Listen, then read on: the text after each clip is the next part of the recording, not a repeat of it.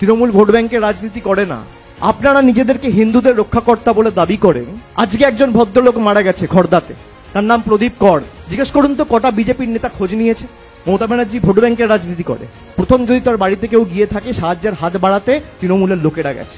SIR ঘোষণা হওয়ার পর থেকে এই রিজেন্ট কলোনি, নেতাজি নগর, দুজন ব্যক্তি মারা গেছে।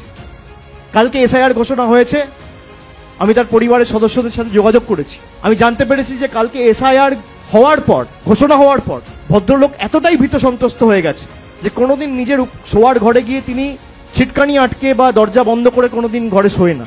তার বৌদি বলছে যে দরজার খিলটা আটকে ছিটকানি মেরে তিনি শুতে গেছে। আজকে তার মৃতদেহ উদ্ধার করছে এবং তার সাথে তার সুইসাইড নোট।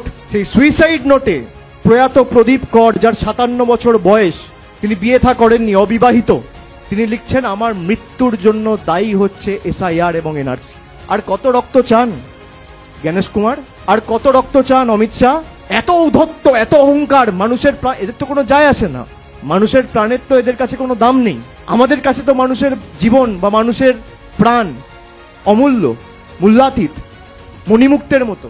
আর এদের এত ঔদ্ধত্য, অহংকার যে মানুষ মরছে এদের কিছু যায় আসে